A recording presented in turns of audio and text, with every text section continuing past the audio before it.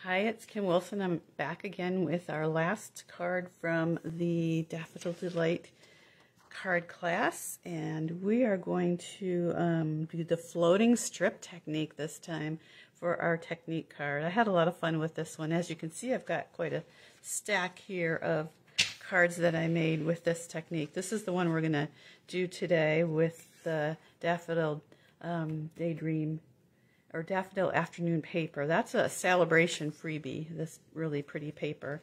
And then I did some other fun designs because you can cut shapes.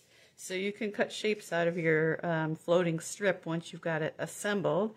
And then, of course, I didn't want to waste the piece that I cut, so I used this and made a little bumblebee for the inside of my circle, and that's made from the Ladybug Punch. Isn't that so cute? I just love that. I love both of those. I used the bud from the daffodil for this one. So really, really pretty. Really happy with those. And of course I had to try the tulips as well, so I did the same thing. I did made a circle, and I used my butterflies again here. And then the other piece I used as kind of an outline for the tulip. And these tulips are really kind of cool because they're dimensional, so they have folds built into them, and you can fold them up and add different colors together. So a little bit different from the daffodil where you're just layering on top of each other. So there's some other ideas, and we'll get started on this one. So if you have a kit, what you have is your card base, and I gave everybody a sheet. I did 4x4 just because it's more conserving of the window sheet, which is a little bit more expensive than some of the other papers, and plus you can do a lot with a 4x4 piece. If you wanted to cover your whole card, of course you could do 4 by 5 1/4, our usual piece, but we're gonna work with 4x4, and it's also better if you're gonna cut a circle. The 4x4 has less wastage as well. So I'm gonna grab my Stampin' Up! Trimmer here, and we're just gonna cut off some 1/2 inch strips really quick. And you can vary the size, and in fact, if you have strips left over from a project, it doesn't matter what size they are. So just grab your strips, and they can be as long as you want.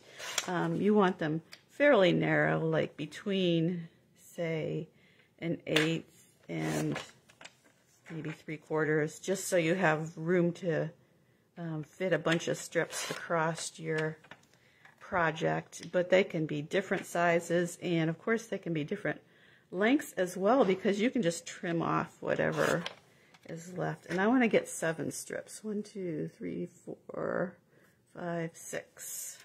Let's do one more cut, and that just actually cuts all the pieces. There we go. Put my trimmer away. And we're going to be gluing these onto our window sheet, and then the window sheet is going to be popped up on dimensionals, and that's what makes it look like the strips are floating in midair. So grab my pieces here, and they don't have to be in order. I mean, if you wanted to kind of keep the same design of the paper, then you would want to kind of keep track of your pieces and keep them in order. But since I didn't do that, we're just gonna throw them on here, and it's a little hard to see because of the window sheet, so I'm gonna kind of pick it up and make sure I have that glued to the top, and then I'm gonna glue one to the bottom, and I'm putting my glue all the way across, because I found that if you're cutting a shape out of it, you want to make sure you have adhesive all the way. Otherwise, you might lose one of your pieces when you die cut it. But this way, they're all on there pretty sturdy. And then I'm going to just keep going from both sides. And I'm going to use, on this one, I alternated the 2 sides of the paper. And I wanted to see what it would look like if I just kept them all the same. So we'll see if we like that better or not. So either way, You could use a whole bunch of different papers. I'm putting about 1/8 of an inch in between. I kind of laid this out, actually, laid it out ahead of time, which is probably the best way to do it. Lay it out ahead of time to make sure you've got the right number of pieces. That one's kind of bigger, so we'll go with this smaller one here. And that kind of gives you an idea of where you're going here. And then just keep working from the top and the bottom to get them all together there. I think on my tulip sample, I only did 6 strips and I had my spaces a little bigger, but I liked it better, I think, with 7, especially when I cut the circle out. That gives you more pieces, more when you have the circle, because I use the layering circle dies to cut my circle, and you want to use the largest die. And if you have any larger ones on hand, that would fill up that whole square. That would be even better. It would have been cool if I had kept everything in the right order, but it has a nice effect. So just kind of a random leaves and flowers. So I'm just going to go ahead and put this on my card. I'm not going to cut the circle or anything. But first we're going to use vanilla panels to layer onto the card. And that also gives us a way to stamp our sentiment too. So let's go ahead and stamp the sentiment first before I do any gluing, just in case I mess up. And I also, again, use the Special Moments stamp set, because it has lots of really nice thin sentiments that could go across the bottom. If you had a larger sentiment, you could always shift the whole square up a bit. So, and also if you're going to die cut your circle, you have a lot more room for a larger sentiment as well. So let's see, where was I? Stamping. All right, so this time I picked some different stamps. I've got Hello Sunshine and Just a Little Note from Me, or Just a Little Hi from Me. So I think I'll do the Hello Sunshine on the front, and then maybe I'll do the other one. I thought they went together nicely. Just a Little Hi from Me can go on the inside piece. And I did my stamping first, and it worked out. Otherwise, I could flip it around and try the other side. So let's get everything put together. There's the front.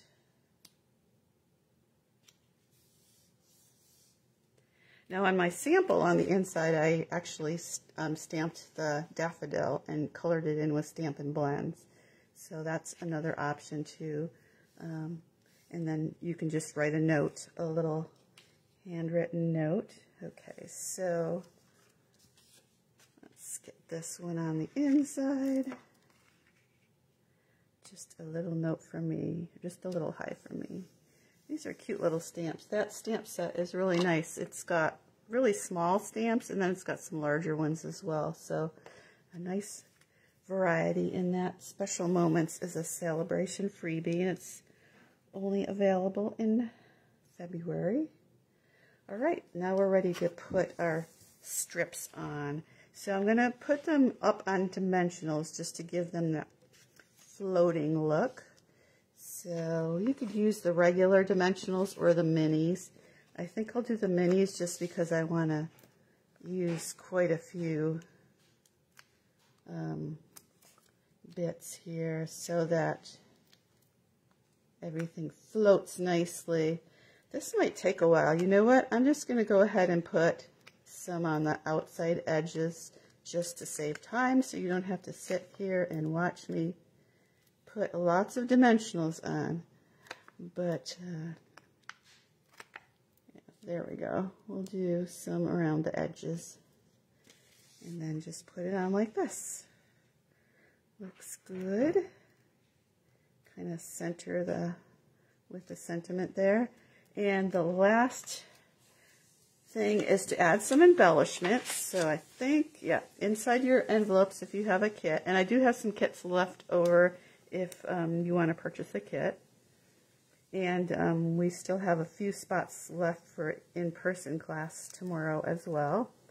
So these butterfly dies are included in the Daffodil Daydream stamp set. I might tilt my butterfly this time. Be a little different. Here's the sample one. So you can see they're a little different. Or if your paper happens to be a lighter paper, you could put your butterflies up more towards the top. I was just afraid they would get lost with this dark paper. And then you should have one of the brushed brass butterflies left. And you can just add that right to the center if you want, or just grab a rhinestone or other gem. So there you go, the floating strip technique, and here's the other cards I made with that technique. Get those all out there, and I hope you give it a try and have fun with that technique. Happy crafting, everyone!